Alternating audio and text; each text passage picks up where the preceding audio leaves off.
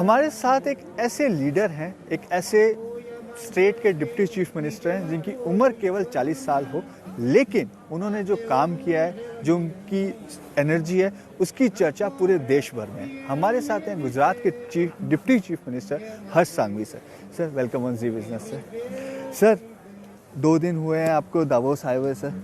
Sir कितने लोगों से आपकी मीटिंग हुई, कैसे आप गुजरात को यहाँ शोकेस कर रहे हैं सर? देखिए, सबसे पहले मैं देश के यशस्वी प्रधानमंत्री नरेंद्र मोदी जी का बहुत बहुत आभार मानना चाहता हूँ। राज्य के उप मुख्यमंत्री के तौर पे नहीं, लेकिन एक देश के युवा नागरिक के तौर पे उन्होंने आज देश के करोड़ों करोड़ों लोगों का ऊर्जा बढ़ाई है, देश को एकत्र किया है। आज खास तौर पे गुजरात वो दूसरे राज्यों से थोड़ा ज़्यादा नसीबदार है, क्योंकि हमें मोदी जी के मार्गदर्शन, काफ़ी पहले से मिली है। उनके लीडरशिप, उनका विज़न ये देश को मिले उससे पहले कई साल पहले से हमें मिला। 2014 से पूरे देश का विकास को आगे ले जाने के लिए देश के सभी राज्यों को उनका मार्गदर्शन मिला।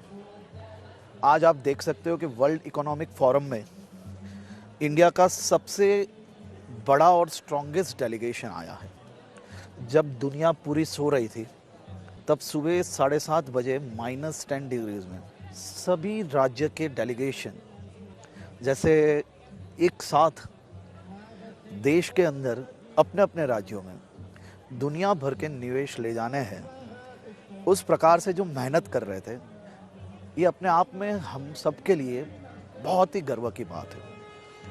हम सब यहाँ पे अपने अपने राज्य को रिप्रेजेंट कर रहे हैं, लेकिन मोदी जी के शासन में एक नया दृश्य आज जरूर से लोगों को देखने मिला। आपने देखा होगा ओपनिंग सेरेमनी में टीम इंडिया के तौर पे अलग अलग पार्टी, अलग अलग विचारों से, अलग अलग क्षेत्र से सभी राज्य यहाँ पे आए हैं, लेकिन टीम इंडिया, न्यू इंडिया सबके चेहरों पे, सबकी जबान पे आज देखने मिला। ये अपने आप में मोदी जी की विजन का एक बहुत ही बड़ी जीत है। और गुजरात की मैं बात करूं तो गुजरात खास तौर पे हमारा बहुत क्लियर मानना है, और ये प्रूवन है कि गुजरात इन्वेस्टमेंट की बात हो या मैन्युफैक्चरिंग की बात हो या दुनिया भर के जो कंपनीज है उनकी एस्टेब्लिशमेंट की बात हो, गुजरात ने सालों से ये प्रूव किया है कि हम इन्वेस्टमेंट भी लाते हैं और कंसिस्टेंटली हमारा आता है। हम अचानक ओवरनाइट कोई इन्वेस्टमेंट लेने के लिए नहीं जाते हैं। पिछले कई सालों से यही गति से गुजरात का विकास होता आ रहा है। 2024 की वाइब्रेंट गुजरात में करीबन 45 लाख करोड़ रुपए के MOUs हुए थे। यही जर्नी को आगे बढ़ाते हुए वाइब्रेंट गुजरात का नया मॉडल लाया गया, regional vibrant Gujarat. Regional vibrant Gujarat में पिछले 3 महीने में 9 लाख करोड़ से ज़्यादा का MOU हुए, और उसको ही आगे बढ़ाते हुए वर्ल्ड इकोनॉमिक फोरम में जब आ रहे थे उसके आगे के दिन ही मारुति सुजुकी के साथ 35,000 करोड़ रुपए का MOU हुआ। कभी किसी ने सोचा नहीं होगा, जब मोदी जी ने गुजरात को ऑटोमोबाइल मैन्युफैक्चरिंग हब बनाने का सपना देखा, विजन जब लोगों के सामने रखा, तब सभी लोगों के मन में एक ही प्रश्न था, how can Gujarat do it. लेकिन आज देखिए, केवल मारुति सुजुकी नहीं, मारुति सुजुकी है, JCB है, टाटा है, होंडा है, कई ऑटोमोबाइल कंपनी ने उनका मैन्युफैक्चरिंग हब गुजरात में बनाया है। मैं केवल मारुति की बात कर रहा हूँ आपको। 1 साल के अंदर by 2030 Maruti Suzuki will manufacture more than 20 lakh car. ये अपने आप में बहुत बड़ा फिगर है सर। तो गुजरात की ये खासियत रही है पहले से कि हम अचानक कोई चीज़ ऐसा नहीं है कि आज दौड़ने लगे, कल वापस बंद हो गया। हम लोग हर चीज़ में कंसिस्टेंट प्लानिंग करते हैं, और वही प्लानिंग के साथ हम आगे बढ़ रहे हैं। डावोस में हम यहाँ कोई MOU की कंपटीशन के लिए नहीं आए हैं, क्योंकि इन्वेस्टमेंट तो हमारे कंसिस्टेंटली चलते ही रहते हैं गुजरात में। लेकिन सर आपको लग रहा है कि कंपटीशन बढ़ रहा है आपस के स्टेट्स में? जैसे पहले वाइब्रेंट गुजरात होता था, अब रीजनल या अलग अलग स्टेट्स अपने यहाँ इन्वेस्टमेंट सबमिट करते हैं, यहाँ पे भी 10 स्टेट्स अपने आप को शोकेस कर रहे हैं, तो ऐसे में गुजरात के लिए भी कंपटीशन क्रिएट हो रहा है? देखिए, हेल्दी कॉम्पिटिशन्स तो चलते ही रहने चाहिए, और मैं ये मान रहा हूँ कि जैसे मोदी जी के मार्गदर्शन में जब वो गुजरात के मुख्यमंत्री थे तो गुजरात को फायदा मिला। अब वो देश के प्रधानमंत्री बने तो देश के हर राज्य को ये फायदा मिल रहा है। तो अपने आप में मोदी जी का ये यूनिक स्टाइल है और खास तौर पे गुजरात की ये जो पैटर्न है वो अगर पूरे देश के युवाओं के लिए उनके सपने साकार करने के लिए अगर ये पैटर्न सबके लिए यूजफुल है तो उसमें गलत क्या है। हम हेल्दी कंपटीशन जरूर करते हैं लेकिन आज आपने देखा होगा कि यहाँ सभी स्टेट एक दूसरे के सपोर्टिव सिस्टम में आए, चाहे वो कोई भी पार्टी से, कोई भी क्षेत्र से, कोई भी विचारधारा से हो, लेकिन टीम इंडिया की स्पिरिट ज्यादा दिखी। तो ये भी अपने आप में एक बहुत बड़ा अचीवमेंट है। कंपटीशन तो चलता रहेगा लेकिन मैं ये मान रहा हूँ कि stability, policy driven, transparency, safety और रिटर्न ऑन इन्वेस्टमेंट, ये सभी चीजें ज्यादा मायने रखती है। तो गुजरात अपने आप में एक ऐसी लेगेसी लेके आगे बढ़ रहा है जो मोदी जी ने दी है और हम लोग उसको संभाल के आगे ले जा रहे हैं और प्रयास कर रहे हैं कि ज्यादा से ज्यादा नई अपॉर्चुनिटीज मेरे स्टेट के युवाओं को मिलनी चाहिए। मैं वो उसी पे पूछना चाह रहा था सर, आप ग्लोबल इन्वेस्टर्स से मिल रहे हैं, गुजरात एक वेल नोन नेम है, तो ऐसे में से ग्लोबल इन्वेस्टर्स किस तरीके के सेक्टर्स में इन्वेस्ट करने के लिए इच्छुक दिख रहे हैं? कौन सी ऐसी पॉलिसीज में वो चेंजेस चाहते हैं जिससे वो जल्द से जल्द एक एफडीआई निवेश आपके स्टेट में आ पाए? देखिए, गुजरात यहाँ पे गुजरात गवर्नमेंट का भी एक डेलीगेशन है और इंडिविजुअल गिफ्ट सिटी का भी एक डेलीगेशन है। गिफ्ट सिटी भी अपने आप में कल मिल रहे हैं सर, हम उनके साथ भी इंटरव्यू कर रहे हैं। वो काफी अच्छा कर रहे हैं। गिफ्ट सिटी के मीटिंग स्लॉट्स अवेलेबल नहीं है, इतनी मीटिंग की डिमांड्स है और मैं देख रहा हूँ कि गिफ्ट सिटी को बहुत ही अच्छा रिस्पांस दुनिया भर से मिल रहा है। और देखिए आप कितनी ग्लोबल कंपनीज गिफ्ट सिटी के स्लॉट्स, मीटिंग स्लॉट्स लेने के लिए रिक्वेस्ट आई है। तो ये अपने आप में एक बहुत ही बड़ी सफलता है। गुजरात की मैं बात करूँ तो खास करके defence cluster, data centres, AI, textiles, smart manufacturing units और खास करके जो पार्क्स है और क्लस्टर डेवलपमेंट, उसके लिए सभी सेक्टर्स की मोटा मोटी मीटिंग्स हम लोग डावोस के अंदर कर रहे हैं। पिछले 2 दिन में हमने काफी लोगों से मीटिंग्स की है और आने वाले 2 दिन भी इसी प्रकार से हम लोग मीटिंग्स कर रहे हैं। तो ये सभी सेक्टर्स के अंदर हमारा फोकस है। और उसके अलावा भी गुजरात ऐसा है कि गुजरात हमेशा हम वो लोग रिजिड नहीं है, हम लोग इगोइस्ट नहीं है। हम कभी भी ये नहीं सोचते कि हम लोग ये लेके आए हैं तो हम इतने ही लोगों से मीटिंग करेंगे, यही सेक्टर में हम डिस्कशन करेंगे। हम लोग हमेशा मोदी जी के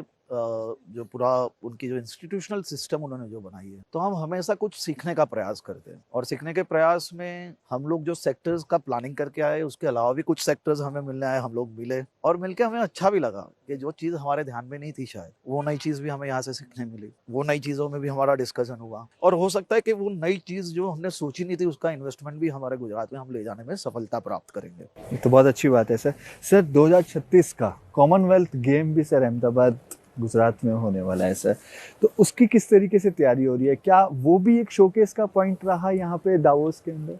सी ऑब्वियसली हम लोग काफी बड़ी renowned international sports event Gujarat में लाने में सफलता प्राप्त हुई है। कॉमनवेल्थ से पहले हम लोग international police and fire games भी कर रहे हैं जिसमें 12,000 से ज्यादा एथलीट्स पार्ट लेंगे, जो भी अपने आप में बहुत ही बड़ी चीज है, वेरी बिग। कॉमनवेल्थ 2030 आ रही है, we are aspiring for 2036 Olympic games. तो ये सभी व्यवस्था तभी हो सकती है जब सालों पहले किसी ने विजन देखा हो, उस लेवल का इंफ्रास्ट्रक्चर खड़ा किया हो, वो दिशा में लीगेसी प्लानिंग किया हो। आप अच्छी तरह से जानते होंगे नेशनल गेम्स जो बंद हो गई थी, वो गुजरात को चांस मिला और केवल 100 दिन के अंदर नेशनल गेम्स का आयोजन कर पाया। इसी प्रकार से हम लोग कई स्पोर्ट्स इवेंट जो इंटरनेशनल स्पोर्ट्स इवेंट है वो गुजरात में ले जा रहे हैं और उसको लाने में सफलता भी प्राप्त हुई है। ये दिशा में हमारा विजन वो केवल गेम्स का आयोजन करना ये नहीं है, हमारा विजन है, हम लोग प्रयास कर रहे हैं कि खेल वो कल्चर में बने। तो गांव से लेके शहरों तक मोदी जी के समय में उन्होंने एक बहुत ही अच्छा प्रयास किया था। जब गुजरात के सब युवा खिलाड़ी जब खेलने के लिए नेशनल गेम्स और अलग अलग टूर्नामेंट्स में जाते थे तो गुजराती बच्चों को ये लोग खमन ढोकला, फाफड़ा जलेबी कह के पुकारते थे। आप देखिए कितना बड़ा बदलाव आया। उन्होंने खेल महाकुंभ की शुरुआत जो गुजरात के हर गांव से लेके तालुका इकाई तक आता था, डिस्ट्रिक्ट तक आता था और स्टेट तक जाता। वो खेल महाकुंभ में ये साल 7.3 मिलियन पार्टिसिपेंट्स ने पार्ट लिया, यानी 73 लाख लोगों ने उसमें पार्ट लिया। तो वो भी अपने आप में एक बहुत बड़ी सफलता हुई और उसी के कारण जो ग्राउंड एक्टिवेशन का काम है हमारा, उसमें हमें बड़ी सफलता प्राप्त हो रही है और उसको हम आगे बढ़ाते हुए उसमें से ही हम लोग टैलेंट हंट कर रहे हैं और वही प्लेयर्स को फिर टैलेंट हंट के माध्यम से डिस्ट्रिक्ट लेवल स्पोर्ट्स स्कूल में भेजते हैं। उसमें जो बच्चा अच्छा परफॉर्मेंस करता है उनको हम हाई परफॉर्मेंस सेंटर तक ले जाते हैं। तो उसी के साथ हम लोग प्रयास कर रहे हैं स्पोर्ट्स कल्चर कैसे डेवलप हो। Sir last question to you, यदि कोई ग्लोबल इन्वेस्टर आपसे मिलता है और 30 सेकंड देता है कि आप पिच रखिए कि गुजरात में ही क्यों निवेश करें, महाराष्ट्र है, कर्नाटक है, आंध्र प्रदेश है, तो आप क्या पिच देंगे? देखिए गुजरात हो सकता है कि दूसरे स्टेट से 2-5% सब्सिडी कम देते हैं, लेकिन गुजरात की 2 गारंटी है भाई। पहली कि जब भी कोई बिजनेसमैन कोई भी बिजनेस में जब इन्वेस्ट करता है तो वो 2 चीज सोचता है। एक कि उसका इन्वेस्टमेंट सिक्योर रहे, उनकी आने वाली पीढ़ी के लिए वो इन्वेस्टमेंट काम में आए, और दूसरा जो इन्वेस्ट करते हैं उसका सही रिटर्न मिले। तो पूरे देश में और दुनिया भर में गुजरात जैसी धरती आपको कहीं नहीं, जहां अगर आप इन्वेस्ट कर रहे हो तो आपका बेटा नहीं, पोता नहीं, 10 पीढ़ियों तक आपके इन्वेस्ट किए गए हर कौड़ी वो गुजरात में सुरक्षित है। रिटर्न की मैं बात करूं तो आप देख लीजिए देश में सबसे ज्यादा रिटर्न वो गुजरात में मिला। आज दुनिया में सबसे ज्यादा रिटर्न भारत में मिल रहा है। हम जहाँ खड़े हैं वो देश में 0.8% रिटर्न है और हमारा रिटर्न 8% से ज्यादा है। तो इसी प्रकार से अगर देश की बात करें तो गुजरात सबसे ज्यादा रिटर्न देता है। सर नंबरों में तो गुजरातियों से ज्यादा कोई जीत नहीं सकता। मैं इसी के साथ साथ नहीं, हम तो नंबरों के साथ दिल देने वाले लोग हैं। तो ऐसा नहीं है कि गुजरात ऐसे ही नहीं खड़ा हुआ है। जब मोदी जी गुजरात के मुख्यमंत्री थे तब उन्होंने खुद ने संघर्ष सह के और करोड़ों गुजरातियों ने उनके साथ कंधे से कंधा मिला के, भाई साहब रात दिन मेहनत करते हैं ये लोग। हमारे वहाँ जिस व्यापारी के पास खुद का हवाई जहाज होगा ना, वो भी जमीन पे बैठ के खाना खाने की आदत नहीं छोड़ता है, तभी ये सब चीजें पॉसिबल है। ये बात से ऐसा नहीं है कि ओवरनाइट किसी ने सोचा कि मैं फैक्ट्री लगा लूंगा, मैं ये बन जाऊंगा और वो बन गया। तो मोदी जी के संघर्ष के साथ गुजरात के लोगों ने कंधे से कंधा मिलाया, उन्होंने पर्सनली संघर्ष सहा। और आप भी जानते हो कई सालों तक किस प्रकार से कई गवर्नमेंट्स ने गुजरात को अन्याय करने का कितना प्रयास किया था, लेकिन उन्होंने कभी हिम्मत नहीं हारी। वो डबल मेहनत से काम करते गए और गुजरातियों का उनके साथ पहले से विश्वास था। जब आज आप देख सकते हो पूरे भारत का विश्वास, जिस प्रकार से मोदी जी एक लाइन बोले और पूरा देश जुड़ जाता है, वो ऐसे ही नहीं होता है। उन्होंने स्वयं अपने पूरे जीवन का तप ये देश के विकास के लिए लगाया है, तभी ये सब चीजें हो रही है। आज तक आप मुझे एक प्रधानमंत्री ऐसे बताइए कि जिन्होंने पर्सनल अपने निजी जीवन का संघर्ष किया हो, तप किया हो। मैं ये तप किया है उन्होंने। ये देश के करोड़ों युवाओं का सपना साकार हो ना, उसके लिए मोदी जी का तप है, और वो तप है वो 18-18 घंटे काम करते हैं। आज तक एक भी छुट्टी लिए बिना काम कर रहे हैं, तब ये सब चीजें पॉसिबल है। बिल्कुल सर, ये आपने बिल्कुल सही बात कही। और इसी के साथ सर हम इस इंटरव्यू को यहाँ पे समाप्त करते हैं। लेकिन सर जी मीडिया को समय देने के लिए बहुत बहुत धन्यवाद। Thank you. Thank you.